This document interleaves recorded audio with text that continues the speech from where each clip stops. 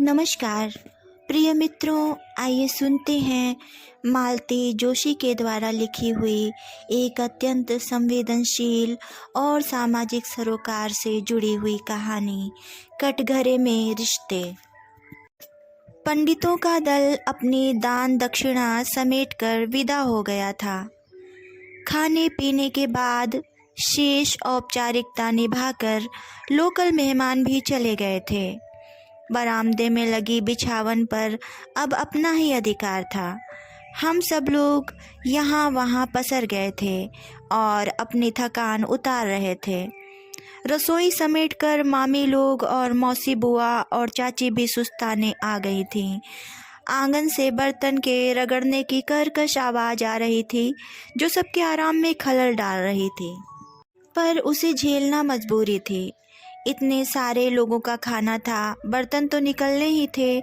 तिस पर भी चाचा और बुआ 10 बार सुना चुके थे कि तेरही की इतनी छोटी पंगत वे पहली बार देख रहे हैं, मानो पंगत के आकार से ही मरने वाले की महानता आकी जाती हो। हम लोग अभी अलसाए से ऊँघ रहे थे कि एक कार टैक्सी दरवाजे पर आकर रुकी। हम सब उठ बैठे। तेरही के बाद अब ये कौन मेहमान आए हैं? तभी चाचा जी के बेटे मोहित ने बताया कि टैक्सी भैया के लिए आ रही है। अंकित के लिए? अंकित कहाँ जा रहा है? उत्तर में अंकित ही सामने आ खड़ा हुआ। धोती कुर्ता उतार कर उसने पैंट शर्ट पहन लिया था। उसके कंधे पर एक बैग था और दूसरे हाथ में वह ट्रॉली बैग थामे हुए था। तुम कहाँ चल दिए भाई? मामा ने पूछा। मेरी मुंबई से अर्ली मॉर्निंग फ़्लाइट है, उसके लिए यहाँ से 6 बजे वाली फ़्लाइट पकड़ना ज़रूरी है। इतनी जल्दी? मैं कहते कहते रुक गई। पता नहीं यह सब कहने का मुझे अधिकार है भी या नहीं। अंकित ने मेरा बुदबुदाना सुन लिया था। जल्दी कहाँ दीदी, पूरे 13 दिन तो रह लिया। सारे काम हो गए, अब बचा खुचा चाचा जी देख लेंगे। उसने बैग नीचे रखकर सबके पैर छू लिए। मुझे हल्के से गले लगाकर टेक केयर कहा। मोहित रोहित के कंधे थपथपाकर सीधे गाड़ी में जा बैठा। हम खिड़की से उसका हाथ हिलाना देखते रहे और गाड़ी आंखों से ओझल हो गई। कुछ देर सन्नाटा सा रहा, फिर चाचा जी बोले, बच्चा को परदेश में भेजने का हर्ष देख लिया। बाप को मेरे अभी 15 दिन भी नहीं हुए और हजरत उड़ लिए। फूफा जी बोले, मेहमान अभी विदा हुए नहीं हैं और घर का खास आदमी ही रवाना हो गया। आप चिंता क्यों करते हैं, मैं हूं ना अभी, चाचा जी ने उन्हें दिलासा दी। हाँ, बचा खुचा समेटने के लिए तुम्ही से तो कहा गया है। मौसी ने तब बड़े ही कातर स्वर से पूछा, अनु तुम तो अभी कुछ दिन रहोगी ना? हाँ मौसी, इसीलिए तो देर से आई हूँ ताकि सब लोगों के जाने के बाद मम्मी के पास कुछ दिन रह सकूँ। अब उन लोगों को मैं कैसे बताती कि मेरा तो आने का कोई इरादा ही नहीं था। मुझे तो सास ने और उनके बेटे ने ठेल कर भेजा है। माँ जी का कहना था आखिर को वो तुम्हारे पिता थे, ऐसे समय में मान अपमान सब भूल जाना चाहिए। सुबोध ने कहा, जब अंकित ने खुद फ़ोन करके सूचना दी है तो इसका मतलब है कि वे लोग तुम्हें स्वीकार कर रहे हैं। बड़ी मुश्किल से मैं आने के लिए राजी हुई थी, पर सुबोध को साथ चलने के लिए साफ मना कर दिया। कहा कि वे मेरे लोग हैं, अपमान करते तो मैं सह लूँगी, पर यदि तुम्हारा अपमान हुआ तो वह मेरे लिए मृतप्राय होगा। फिर मैं अकेली ही आई थी। यहाँ सबको बहाना बना दिया कि सासू माँ बहुत बूढ़ी हैं और बच्चों के स्कूल चल रहे हैं, इसलिए दोनों एक साथ घर नहीं छोड़ सकते। रात को सोने की तैयारी कर रही थी कि बुआ मेरे पास आ बैठी। अनु, एक बात कहनी थी। हम लोग कल सुबह निकल रहे हैं। हम लोग तो खैर हाथ हिलाते ही जा रहे हैं, पर तुम खाली हाथ मत जाना। अपने पैसों से ही सही अपने लिए एक साड़ी और जमाई बाबू के लिए शर्ट खरीद लेना। क्या? बहन बेटी ऐसे मौक़ों पर खाली हाथ विदा नहीं होती। खैर, मेरे यहाँ तो कोई पूछने वाला नहीं है, पर तेरे यहाँ तो सासू बैठी है ना। अपने पीहर की लाज अपने को ही ढकनी होती है। मैं कसेली हंसी हंस दी। बुआ, मैं तो शादी पर भी घर से खाली हाथ ही गई थी।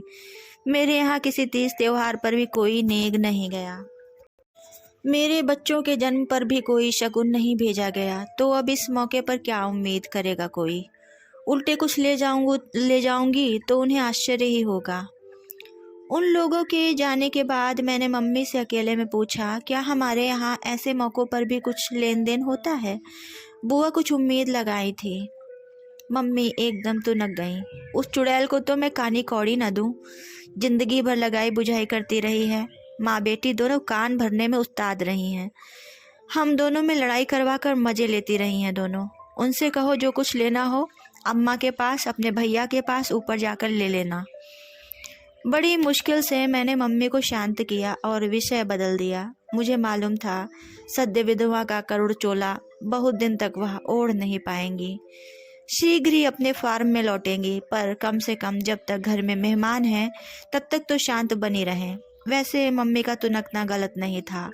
पापा कभी भी अच्छे पिता या अच्छे पति नहीं बन सके, पर बेटे वह बड़े फर्माबदार है, एकदम श्रवण कुमार।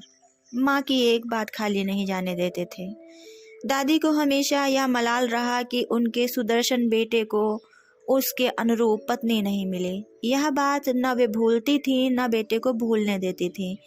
यही एक मुद्दा था जिसे वे हथियार की तरह इस्तेमाल करती थी।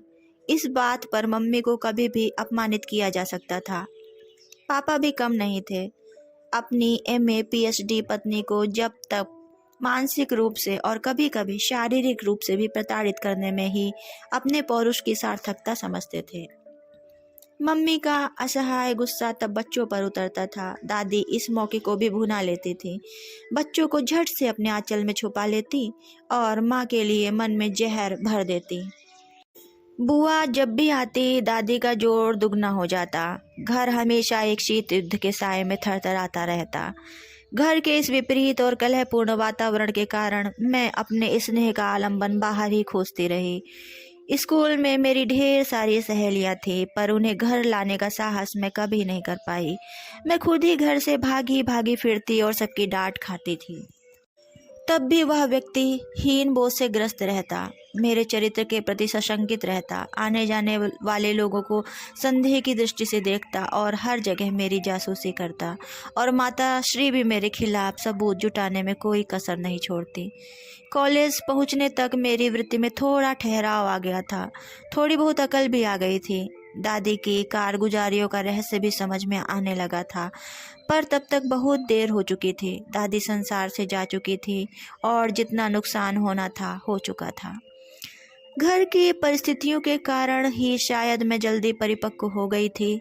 जिस तिस के गले में बाहें डालना मैंने छोड़ दिया था, इसीलिए शायद मैं सुबोध जैसा सुपात्र अपने लिए खोज पाई।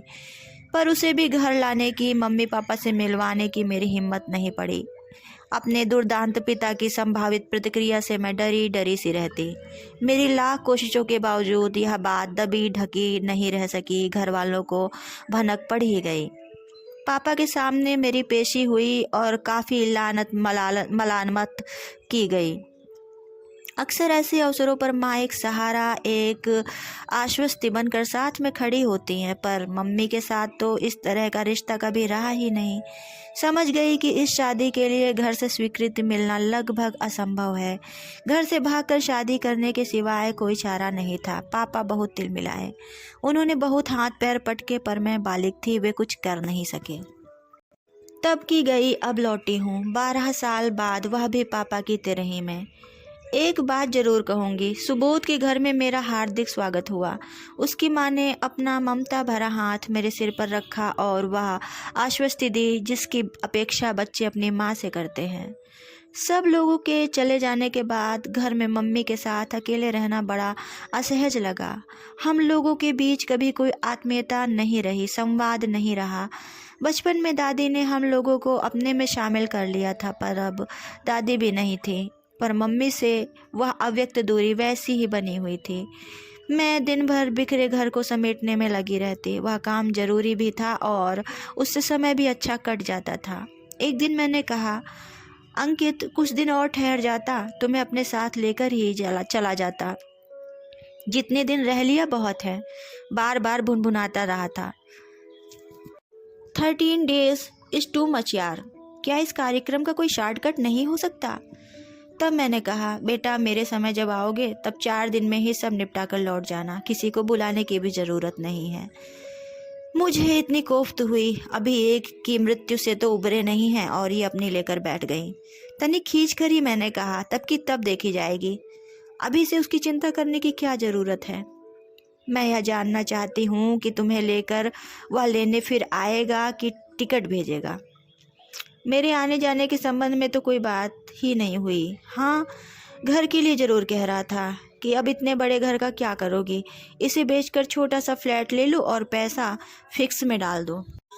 यह सब बाद में भी सोचा जा सकता था, इतनी जल्दी क्या थी। यह उसका अपना दिमाग थोड़े ही है। वहाँ से प्रॉम्प्टिंग हो रही थी, सोचा होगा पैसा फिक्स रहेगा तो बाद में अपने ही काम आएगा। मम्मी साथ ले जाने से तो रही। फिर क्या, मैंने साफ कह दिया कि यह घर मेरे खून पसीने और आंसुओं की कमाई है, मेरे जीते जी से कोई हाथ नहीं लगाएगा, बाद में जो चाहो करना। मैंने कहा, एक आध किराएदार रख लो, साथ रहेगा। किराएदार के लिए अलग से जगह नहीं है, सब यहीं से होकर निकलेंगे। फिर पानी की किल्लत, बिजली के बिल की किचकिच, बच्चों की चिल्लपों, यह सब मुझसे नहीं झेला जाएगा। तो पेइंग गेस्ट रख लो। आजकल कितनी लड़कियां शहर में नौकरी करने के लिए आती हैं, वे फैमिली की तलाश में रहती हैं, उनके नखरे कौन उठाएगा। मैं अब एकदम शांति से जीना चाहती हूँ। दरअसल मैं चाह रही थी कि मेरे जाने से पहले तुम ठीक से सेटल हो जाओ। मैं बिल्कुल सेटल हूँ, मेरी चिंता मत करो। पहली बार इस घर में खुलकर सांस लेकर जी सकूंगी। वैसे तुम जा कब रही हो? मैंने तारीख बता दी। मोहन ने कहा था अनु चली जाए तो मुझे खबर करना, आकर ले जाऊंगा। चली जाऊंगी 2-4 दिन, उसके पास रह लूंगी। 2-4 दिन क्यों, पूरा 1 महीना रहकर आना। यहाँ घर में कौन तुम्हारी प्रतीक्षा में बैठा है? मेरी नौकरी तो है ना अभी, छुट्टी बढ़ा लो। छुट्टी तो मिल जाएगी पर मन नहीं होता, संकोच लगता है। इन छोटे भाई बहनों को कभी 4 दिन के लिए भी अपने पास नहीं बुलाया, कभी कोई चीज़ उठाकर नहीं दी। लगता था माँ बेटे कहीं उनका अपमान न कर दें। उनका न सही मेरा तो कर ही सकते थे, करते ही थे। छोटे भाई बहनों के सामने बेइज्जत होने की कल्पना से ही कांप उठती थी मैं। घर तक बात जाती सो अलग। मम्मी एक बात पूछूं? तुम्हारी शादी तो बहुत पुराने जमाने की बात नहीं है, तब तो देखने दिखाने का रिवाज रहा होगा। फिर ये लोग क्या तुम्हें बिना देखे ही ब्याह लाए थे? बिना देखे क्यों, पूरा कुनबा आया था देखने। पूरे 2 दिनों तक खातिरदारी का लुत्फ उठाया था।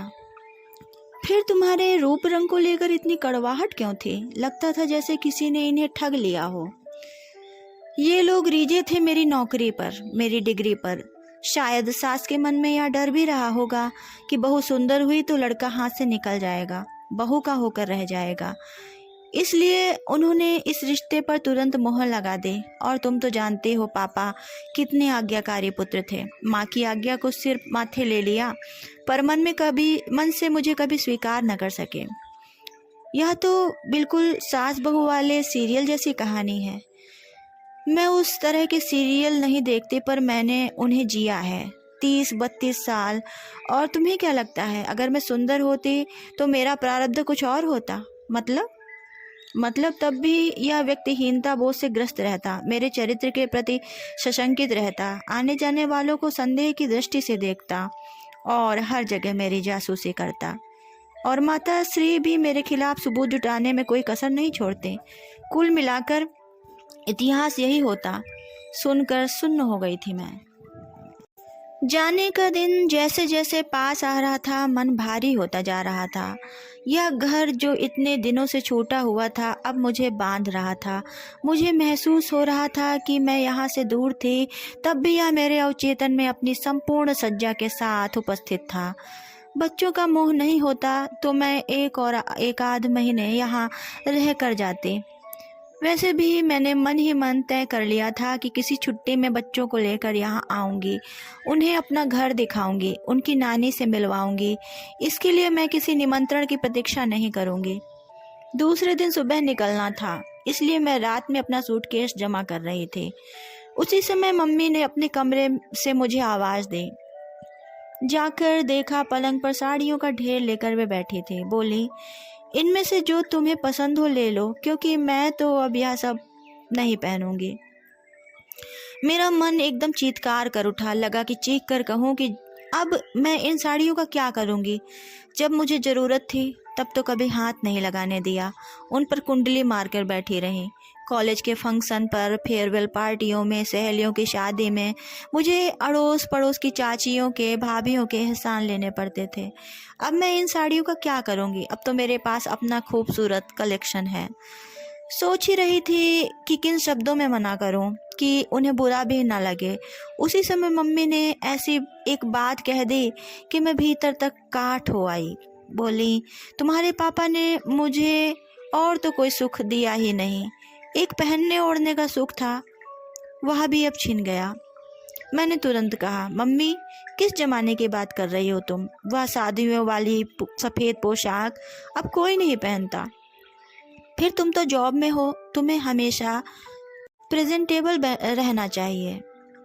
इसके बाद मैंने उनके उत्तर की प्रतीक्षा नहीं की। साड़ियाँ उठाकर फिर से अलमारी में जमाना शुरू कर दिया। जीवन में शायद पहली बार मैं उनकी अलमारी छू रही थी। उसके भीतर का संसार मेरे लिए अनजाना था और मैं बाल सुलभ जिज्ञासा से उसे देख रही थी। पलंग पर जब 2-3 साड़ियाँ ही रह गईं तो मम्मी ने कहा, क्या तुम एक भी नहीं रखोगी। मुझे लगा उनका स्वर कातर हो आया है, या हो सकता है मेरा भ्रम हो। पर उसके बाद मैंने बाकी साड़ियों को वहीं छोड़ दिया और अलमारी बंद कर दी। सोच लिया इन्हें साथ लेकर जाऊंगी। एकाएक मुझे मम्मी पर ममता हो आई। मैंने कहा, मम्मी तुम्हें अकेले छोड़कर जाने को दिल नहीं कर रहा, कुछ दिन मेरे पास चलकर रहो ना, अच्छा लगेगा। तुम्हारे पास? वहाँ तुम्हारी सास भी होंगी ना, वे क्या सोचेंगी। कुछ नहीं सोचेंगी, बल्कि उन्हें अच्छा लगेगा। वे पारंपरिक सासों की तरह नहीं है, एकदम अलग हैं। तब तो उनसे ज़रूर मिलना चाहूँगी, पर उससे पहले थोड़ा मन बनाना होगा, हिम्मत जुटानी होगी। और मेरे अकेलेपन की चिंता मत करो, मैं तो सदा से अकेली हूँ। भरे पूरे परिवार के बीच भी अकेली थी। न पति अपने थे, न बच्चे। सास ननद का तो खैर सवाल ही नहीं उठता। शुरू शुरू में देवर ने थोड़ा अपनापन जताया था, पर उसके इतने अर्थ निकाले गए कि बेचारे भाग खड़े हुए। अब तो इस अकेलेपन की आदत सी पड़ गई है, बल्कि भीड़ में ही मेरा जी घबराता है। मम्मी ने हम सबको, मुझे, अंकित और पापा को कटघरे में खड़ा कर दिया था और हमारे पास बचाव की कोई दलील नहीं थी। कहानी समाप्त।